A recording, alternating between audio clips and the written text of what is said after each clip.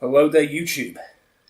Thought I'd do something a little bit different today, so this video is my 5 tips for aspiring DMs, that's Dungeon Master, for Dungeons & Dragons. The other games call them Games Masters. That aside, I have a few tips that I think will help people who are just starting out, running their own games, who want to have their games be dynamic in a way that a few people may not expect. These are my first 5 tips, and I think that they will go a long way into making your game feel a bit special. So, tip number 1. You should be running your game between levels 3 and 10. If you can, avoid playing level 1 and 2. They're too deadly, they're too unpredictable. Start the campaign at level 3. Most of the pre-written campaigns start at level 3. Most of the classes, they see their specialist abilities kick in around level 3, so it gives the players a sense that their character can actually do something. Now, levels 3, 4 and 5 are local heroes, so they should be relatively well known in a small town. They should be the kind of hero where if they were to show up at the tavern, the average person probably won't recognise them, but maybe 1 or 2 locals might. The tavern keeper, the barkeep, may know them by name. They may recognise them as a local hero. They're an adventurer that stopped something happening. They may have stopped a goblin invasion of the town, like a small goblin tribe. However, be aware that these are low-level characters. At level 5, if they have a backstory where they stopped like a major demon or something like that, that's too high-end. Their backstory should not be more impressive than the stuff they're going to be doing in-game. So make sure that you're aware of that. But levels 5 through 10 are probably the golden part of D&D. That's where the characters' levels will really shine. They have enough there that they can gather a few abilities. They can multi-class if they wish to have a Gestalt-style character that can do a mixture of things. Though multi-classing is less effective than people realise. They have a couple of feats that can customise the characters a bit further. If you play it well, a level 8 character can pretty much do anything. And it still allows you to be challenged, because whilst you're high enough level at level 8 that you can do almost any concept and do it well, you're still not a god, which is the problem with high-level D&D play. D&D has an issue of power creep, and that is unlike a lot of role-playing games. Your characters get better and better over time. They don't progress, they just get better. In other games, you will spend some of your experience points upping certain skills, but you'll also lose stat progression in other areas from injuries and that kind of thing, which can often cause permanent stat drain and permanent stat loss. This used to happen in D&D. In AD&D and in D&D 3rd edition, there were things that could do permanent stat drain, permanent damage to your main stats. It was very unpopular, and it was kind of ham-fisted the way it was done, so it didn't work out. And by 5th edition now, there isn't even negative stats. You can't start with a negative unless you really push yourself to start with a negative. There used to be negatives on every single racial background. Now there isn't. So D&D has been very heavily built up to be a game where the players are expected to win. It's kind of baby's first role-playing experience in that regard. So because of that, if you want to actually run a good game, you can't run at high levels. Because at high levels, not only do you have baby's first RPG, but you have baby's first RPG, and you've given all the players all of the power. So they will be able to wipe the floor with everything if they're even moderately competent. I am very, very aware that there are high-level creatures in this game, but something as high-level as the Tarrasque, which is challenge rating 30, can be killed very easily by a half-awake party at level 10. It can be. I've seen it done. It's very, very easy for them to pull it off. All they need to do is just plan around the weaknesses of the Tarrasque. It is remarkable how easy some of the high-level monsters are to destroy if you just pay attention to their weaknesses. So yeah, as a role-playing game, D&D is remarkably easy. You want to keep to below level 10 as long as you possibly can, and you should never go above level 15. I know that's disappointing for some people who want to play with the high level spells, but this is the point where the game is actually still fun. Beyond level 10, it quickly becomes less fun. So, my second piece of advice. Rule 2. Do not give do not give magic weapons to the players before level 5, and be very stingy when you do give them even above level 5. Magic weapons are the single most broken item in the game. And yes, I mean any magic weapon. Anything, even the weapon of warning, which is one of the cheapest magic items in the game. All it does is gives you like a psychic alarm when an enemy's coming close, and it counts as magic.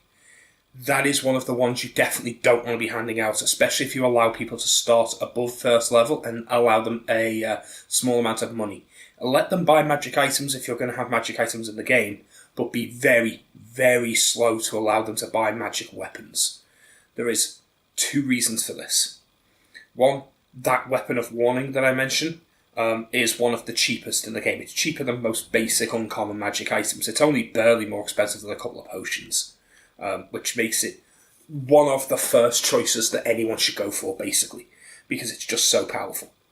But even just a +1 sword is unreasonably powerful and should only run around 1,000 gold. That ruins the game. First of all, +1 sword. Oh yay, it's a sword that I have +1 to hit and +1 to damage on. Hooray. It's boring. No one cares. You have a +1 sword. Oh, I get a +1. Yay. The smallest possible number. It's such a letdown for what is supposed to be your main magic item, but also, that +1 is not the big it's not the big bonus. The big bonus is that most of the monsters in the monster manual that you'll be using will have a very specific resistance line, and that is resistance to non-magical bludgeoning, piercing, and slashing damage. Which means if you attack with a sword, and you're doing 1d6 or 1d8 damage with that sword, so let's assume 1d8, add on your strength mod. So you do the full 8 damage on the die, and you have a +2 bonus from your strength of 14. That's 10 damage. Now that's not too bad, but that 10 damage becomes 5 damage against most creatures, because most creatures will only be taking half damage from non-magical weapons. You use that +1 sword, and that 5 damage now becomes 11 damage. You've now halved the amount of time it takes to kill any monster in the game. Less than half, in fact. It also means that you've taken away a lot of the utility of various spells. Some of the spells, including Magic Weapon, including Shillelagh. These weapons are these spells are designed to make weapons temporarily magical. And the whole point of making a weapon temporarily magical is that it can overcome those damage reductions. And if you describe damage reduction really well, you can play it off as being really powerful. Like if you play off the idea that this creature seems to have overly tough skin, as you slash with the sword doesn't bite in as far as it should, and it seems to struggle to cut through the flesh of the enemy. Whilst it would rend through normal human flesh, this creature has some kind of magical flesh. And then someone casts a magic weapon, and you can describe it cutting through with ease and scraping against bone, and suddenly that spell feels so much more useful, because it's actually got utility. The druid who casts Shillelagh can now turn a club or a quarterstaff, 2 of the least used weapons in the game, into serious threats, as you describe this faintly glowing stick impact, and then the force from the stick recurring through the body as the creature recoils back and seems to be in exceptional pain. You can describe how that spell is actually hurting the monster. It makes things more interesting when you do that. magic weapons are something you should definitely use, but you should use sparingly. Drop the first magic weapon around level 6 to 7, I would say, because you don't want to make them too easy to get. Goddamn phone. My phone interrupts almost every video. I get an alert like every half hour. I've switched off most notifications. They still happen. But yeah, anyway. So that's my second point of advice. Moving on from that, advice point number 3. That is, make magic items unique. There are a lot of magic items in the Dungeons Master's Guide and a fair few different places where they do various different things. They are not balanced in the slightest. Things like the boots of flying are way more powerful than most other items of the same class. But that doesn't really matter. It really depends on how you're running the game. If you're going to run a standard dungeon where like pit traps and getting across chasms is a big problem, then the boots of flying are going to basically be one of the hardest things to plan for, because now all of a sudden half your traps don't work on that player. They can just fly over them. But if flying isn't a major thing in your game, if your game is largely based around a city and people manoeuvring around, playing the politics, getting jumped by bandits in the alleyways, that kind of thing, flying's a boon, it's a bonus, but it's not going to be game-breaking. It depends on how you're playing the game. Flying is still useful, but be aware that you can do other things with magic items. Craft your own magic items. Make custom magic items. There should be a couple that are commonplace. I would say a holy sword, or some kind of blessed sword, or a blessed mace. I find maces make really good blessed weapons. They're very thematic for a temple or a church. That's very easy to make. It's a magic weapon that, instead of being a +1, have it do an additional 1d4 or 1d6 radiant damage. And suddenly you've got a really nice magic weapon that is very, very situational. Using that against undead or certain fiends, very, very useful. And that can be a really, really good replacement for your +1 magic items for around the level 6 and 7 characters. Same with a flame weapon.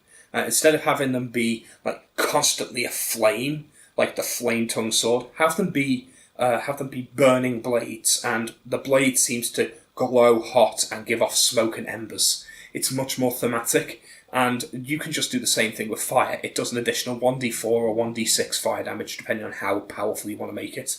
And that can replace your +1 or +2 weapon again. Again, these should be commonplace weapons because they're fairly simple, fairly standard enchantments. But you can do almost anything. One of my favourite custom swords that I have technically breaks some of the advised rules in the DMG, and that is what I call the Salt Blade. The Salt Blade is a scimitar or rapier or any other blade that would feel appropriate on a pirate ship. So a cutlass, for example, would also be fine.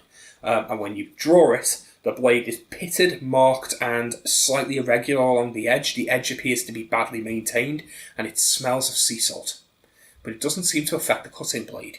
It is a magic weapon, so it will cut through things with damage reduction.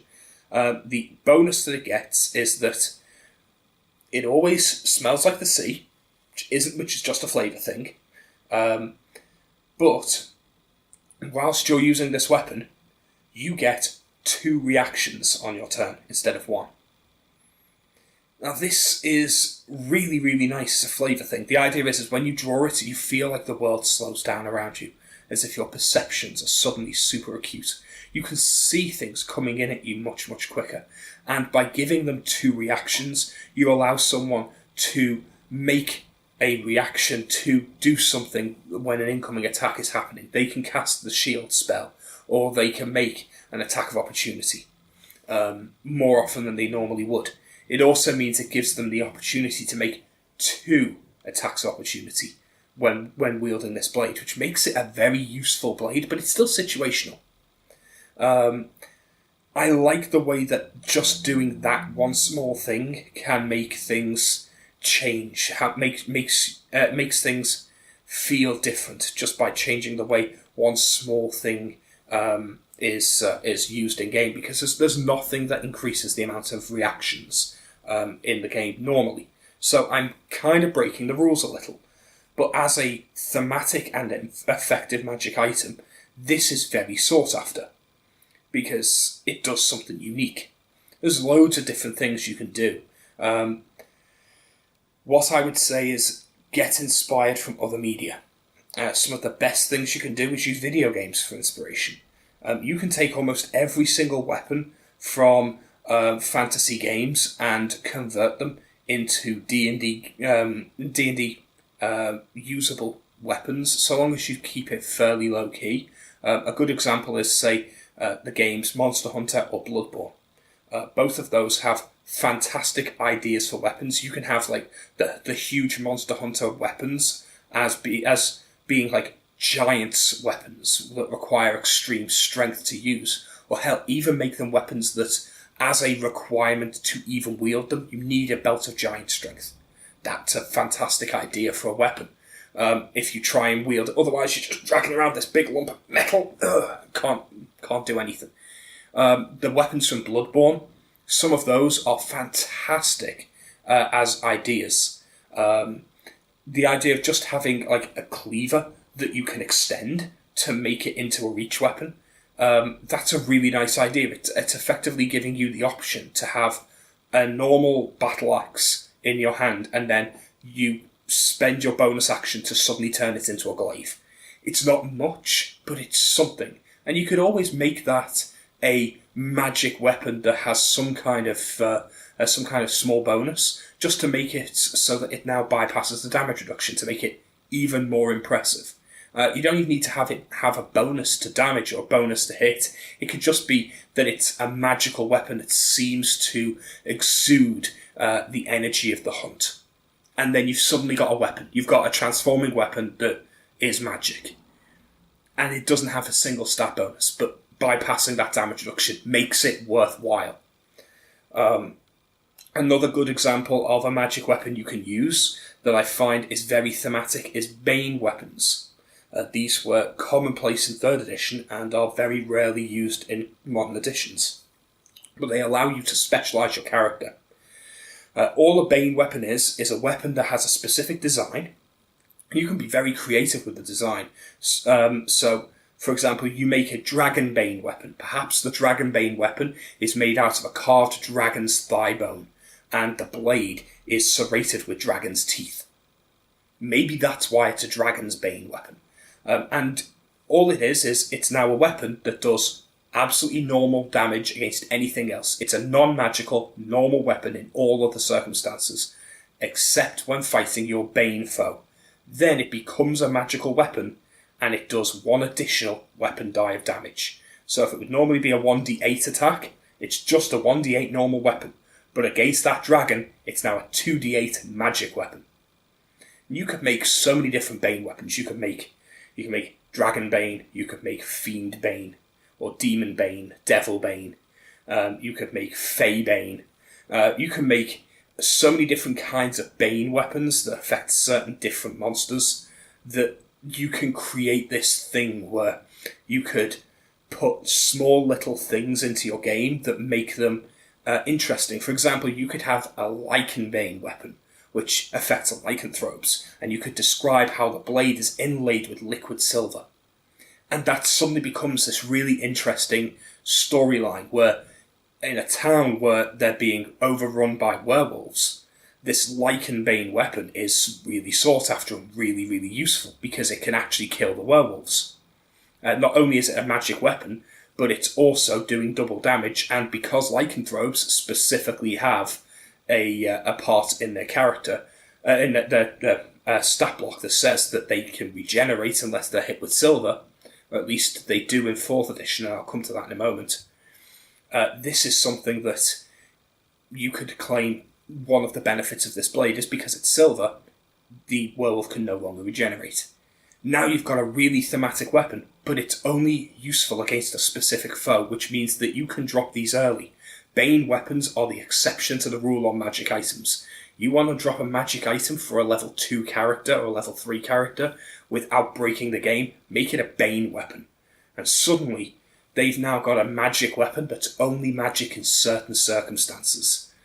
And the resistance to non-magical bludgeoning, piercing and slashing is still effective and still works for your game setting. It's a great way around it. My fourth tip is relating to what I've just said about resistances and regeneration and things along those lines. 5th edition monsters are stupid. 5th edition D&D is reductive and simplistic. It was written with idiots in mind, and it's very sad. It is a fantastic game. It is well written in a lot of regards, but the monster stat blocks are really reductive and really simplistic. 4th edition had far, far better monsters because it was built to be a tactics game. It was built to use a map and to actually require thought to get through the encounters. 5th edition was not. The sad reality is that D&D is the game that every role player plays, which means it's built for the lowest common denominator. Your average 14-year-old new to tabletop gaming idiot. Which means if you've actually got experience role playing, if you're practiced in this hobby, if you've played any game where health actually matters, where you can't just go to bed for the night and suddenly recover from a sword to the gut, then D&D is going to be a cakewalk, and it's pretty much always a cakewalk because of that. D&D is the anime of tabletop role playing. You can run in, you can slash at everything, you can be cut to ribbons. You go to bed and you wake up with a couple of bandages on with absolutely no issues. Your health's back at maximum. Basically, it's like watching a shonen anime, and that's a problem for D&D. The way around this is make monsters that actually have different abilities. Don't just have a monster that has a hit point pool, an attack, and a movement, and just that's fine. Like if you look at most of the monsters, whether it's a skeleton or an elf or an elemental or anything in between, it doesn't matter what it is you're fighting. They're almost identical. They have a set of hit points, an AC rating, they have a basic line of stats and an attack. And that's basically it. That's pretty much all you have to worry about. And that's boring, because almost every monster can be killed in the same way. What you should be doing is you should be adding as many resistances and even immunities as you can. A great example of this is I take the undead and I change them significantly. I like to make skeletons a real threat. A good example of how I treat skeletons is they take no damage at all from slashing or piercing, because they're skeletons. If you slash at a skeleton, all you're doing is clattering against bone, and they don't care. They don't have any issue with that. So you can run it through with a rapier as many times as you like, stab it with a dagger. It's a skeleton. It has no organs. It can't bleed. So it doesn't care. It takes 0 damage. Even if it's a magic weapon, it takes 0. The only way to hurt a skeleton is to hit it with a blunt weapon or to hit it with some kind of elemental spell or damage. So if you were hitting it with a fireball, you were hitting it with a cone of cold, those would still work because you're using elemental damage. You can still damage the bones that way. That means that people are going to think twice when it comes to attacking. They run in with their swords, they slash at it with their longsword, and nothing happens. You slash at it with your longsword, a couple of the ribs dislocate, and then the magic knits them back together as if the tendons were still there. Wow, okay, what do I do now? How do I kill this skeleton? Simple, you have to reduce the bones to powder. You actually have to crush the bones. Which means now that person who brought the warhammer with him feels really important because now he has a weapon that works. You can take this a step further. What about a stone golem? A stone golem should be really hard to hurt. You run up to the stone golem and stab it with your dagger, and the dagger blade breaks because you just stabbed a rock. You go dink and the tip snaps off your dagger because it's a rock. At no point should a stone golem ever take damage from a piercing attack or a slashing attack. It should be immune to it, even if it's magical. Because that's what makes them threatening. It's the fact that you're fighting a huge animated piece of rock. It's just a rock that someone's cast magic on and made attack you. So you should have to think twice. How am I going to actually hurt this thing? Bludgeoning damage should work, but it should still have resistance to non-magical bludgeoning damage, because even hitting a rock with a hammer, you can crack a rock with a hammer, but it's still just a rock. So it's not easy to damage. Instead, you should have to think twice. How would I actually damage a rock? What's going to affect a rock? And things like thunder damage should be now positioned as a weakness, because you could use that to create cracks throughout the rock, as if you were having a pressure wave go through the rock. So make it so the thunder damage is now a vulnerability. It's not normally in the stat block, but why not? Why not make it so that they have to think about how they use their spells, how they use their abilities? It will make all of your encounters more interesting if you make it so that these creatures only respond to a few different damage types. If you make it so that almost every monster you have has a minimum of 1 immunity, a minimum of 3 or 4 resistances, and at least 1 vulnerability, you will have more interesting battle encounters as people try to scramble to figure out what the immunities and what the resistances and vulnerabilities are, so that they can try and cut through them in the most efficient way. So long as you balance this out, it will be fun. Shockingly, it's not going to change the difficulty all that much. If players understand what the vulnerability is, suddenly the monster's easier to fight. If they only attack it with its invulnerabilities or its resistances, they're going to have a hard time. But so long as you've got even slightly intelligent players, this should not actually up the difficulty a great deal. All it should do is make it more dynamic, more interesting, and more tactical. It means the players have to think, and that is a fantastic thing. So that's something that I recommend for new GMs trying to figure out how to make encounters more interesting. And the last thing that I would want to suggest is when you're putting your encounters together, plan out for things that would change the encounter. So don't just have a series of monsters that are attacking. Instead, have a plan for the overall encounter. So the players have moved into this area. There are these monsters here. Have a reason why those monsters are there. Have a way in which they're going to attack. Decide whether or not they're intelligent. If they're intelligent, have a plan for them to escape or run away. One of the best things that you can do as a GM is put hard monsters in that are way above their level.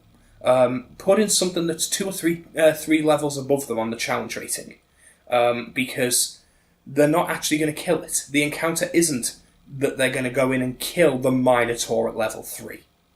What the challenge is that they go in and they cut the Minotaur enough that the Minotaur, which is at least intelligent enough to have self-preservation, becomes bloodied, which is half health. At which point, the Minotaur flees because it realises it's losing the fight. So it lowers its horns and it charges and smacks into one of the walls, leaves a hole in the wall and flees out that area. Now the players have a choice. Do they want to chase after the monster and finish it off? Or do they want to take this victory and search the area for treasure, or whatever else it was that they were going to be doing? This is how you make encounters more dynamic. You use higher level monsters, but only make it so that they need to take them down to a set amount of health, and then have the monsters attempt to flee. Unless you're using mindless undead, oozes, or mindless constructs, they should not be fighting to the death. Fighting to the death is something that is rare in almost every situation. So You should not be allowing that to happen. Instead, you should be having characters able to talk their way out. If a character has a really good intimidation or a really good persuasion check, they should be allowed to stop in combat and make a skill check to see if they can convince the enemy to give up. If you go, okay, the enemy is fairly badly damaged, one of their numbers has dropped, two of them are bloodied, and the other three are aware that their side is losing ground. You make a persuasion check that they contend that they're injured, and we can call it a ceasefire here. And you make a skill check with a set DC, and if they win, they've persuaded the enemies to back down.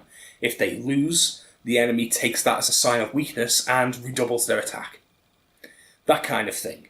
You can really push some of your encounters by doing this, and you can make it so that the players fight far more dangerous creatures much, much earlier, because those creatures aren't going to stick around until death. Additionally, the bloodied status is something I would use as well. If the enemy bloodies the opponents, then they should be more willing to fight. Bloodied is something that was used a lot in 4th edition. It's not really used in 5th, but it should be. The bloodied status is if the character is below half health. I've used this in many different encounters. For example, I have a lot of animals react to bloodied. Wolves, for example, become more vicious when you're bloodied, and they get bonuses to hit because they think they're winning. They think they're bringing down their prey, so they get bonuses to attack a bloodied target. This means that when you're actually injured, you want to back away. You want to retreat from the wolves because now they've got harder to beat. It's an interesting way to make the encounters just that little bit more dynamic. So that's something that you should do, and that's probably my last tip. So that's my 5 tips so far, I think. Hopefully this was useful to aspiring GMs and people who are looking to run their own games. D&D is something I've played a lot of. It's one of many role-playing games that I've played, but these are just a few little things that I think make a game noticeably more dynamic. And if you put these in, you can change even a standard pre-written encounter, a pre-written adventure. Just make these small changes, and you will make a pre-written adventure suddenly feel unique. So hopefully this was entertaining and interesting, and if you try these tips and run them in your games, I'd love to hear how it goes for you. So please tell me in the comments section, and we can exchange our stories on how our games have gone and what works for us and what doesn't. I'm very interested to hear if other people can make these work as well as I have. Until next time, thanks for listening. It's been a lot of fun, and I'll talk to you in the future. Bye.